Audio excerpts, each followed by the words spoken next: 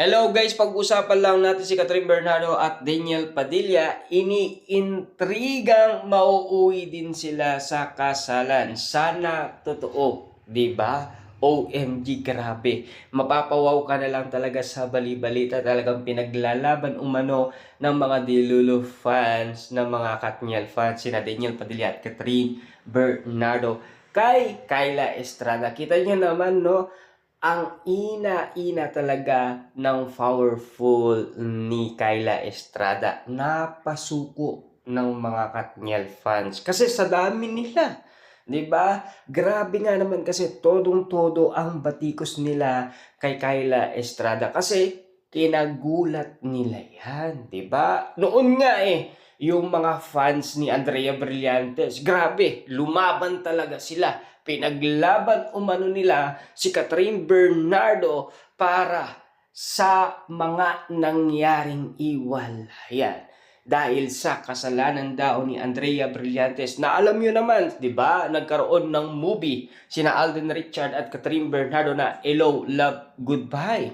Pinaglaban din, di ba? Ganun katindi ang mga Dilulu fans na Katniel fans. Todo batikos, di ba? Alam nyo naman, di ba? Nung naging solo era si Catherine Bernardo na nag-renew siya ng kontrata, nagsalita si Alden Richard. Binatikos siya ng mga Katniel fans. Isa pa daw si Alden Richard na nakikisali nga naman kasi sa issue. Grabe.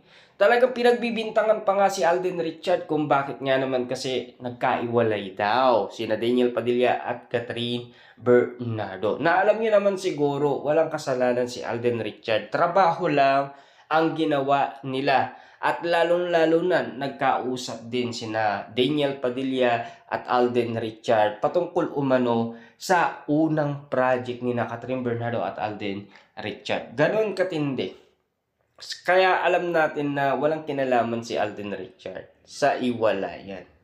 Hindi lang nating alam pero wala naman kasing resibong lumabas. Tanging yung kay Catherine Bernardo lang, yung post niya noon November 30, 2023. Bagamat hindi binurahan ni Catherine Bernardo yan, nasa Instagram niya pa rin. Pero si Daniel Padilla, dinilit niya yung sa kanya. Pero nandyan pa rin yan sa social media kasi mabilis ang mga kamay ng mga, alam niyo na, mga Katniel fans, mga netizens, mga sawsawerang kapitbahay, at mga marites, 'di ba? Kasi mabilis sila. Kita niyo naman si Mami Min Bernardo, nag-follow saka unfollow kay Mayor Mark Alcala. Ganon sila katindi. Grabe.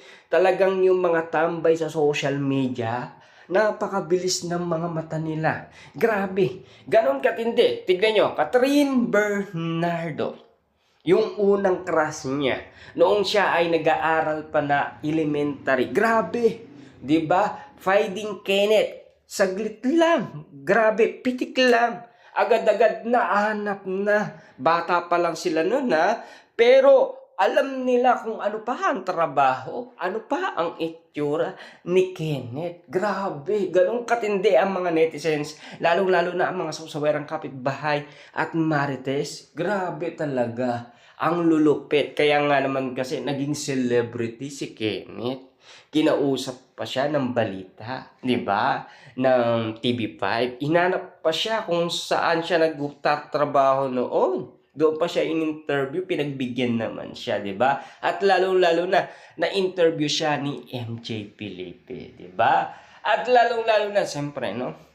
Dahil crush na crush nga naman siya ni Catherine Bernardo. At siyempre, tinutukso siya ng mga Dilulu fans ni Catherine Bernardo. Kenneth, sabi nga nila, alam mo na single na si Catherine Bernardo. Baka naman, 'di ba? Nagpaparinig na si Catherine Bernardo. Baka naman pagbigyan mo ang kahilingan ni Catherine Bernardo, 'di ba? Pero alam niyo naman siguro, no? Sa bawat sitwasyon na napapag-usapan sa social media na tila hanggang ngayon kasi wala pang matino. Hanggat hindi pa sila nagkakaroon ng movie ang Katniel or teleserye, unti-unting mababaliw nga naman kasi ang mga Dilulu fans na Katniel fans.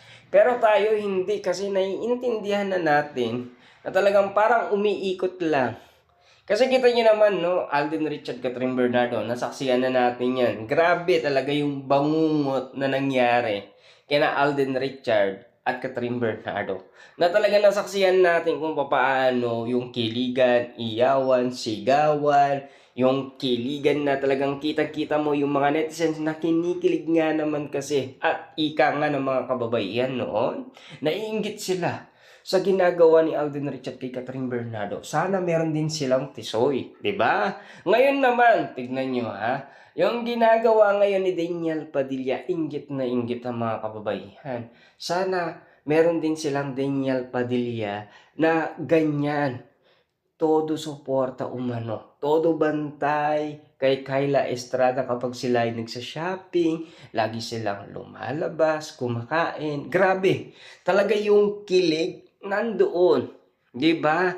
Talagang inahanap-hanap din ng ibang tao yung mga nasasaksihan nila na parang nagbabasa lang sila ng comics o mga love book na talagang grabe, na talagang maiinggit sila doon sa sobrang tamis ng kilig na ginagawa ni Daniel Padilla. Ganon din ang ginagawa ni Alden Richard noon. Tignan nyo kahit si Catherine Bernardo, di ba? Nagluto yan ng sinigang. Kaya nga naman kasi na-inlove itong si Alden Richard kay Catherine Bernardo. At ito pa ang balita noon.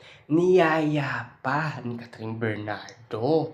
At siyempre, pinagsandok pa ni Catherine Bernardo ng ulam, kanin. Diba? Grabe. Ayon nga sa mga nakakita na sina Mart at Marvin, para silang mag-asawa kung kumilos. Kasi, di ba yung sinabi ni Marvin at Mart, nagyaya daw si Catherine, siya pa yung naghahin ng pagkain, tapos nagkasubuan pa. Ika nga nila, parang nag-lips to lips na sila.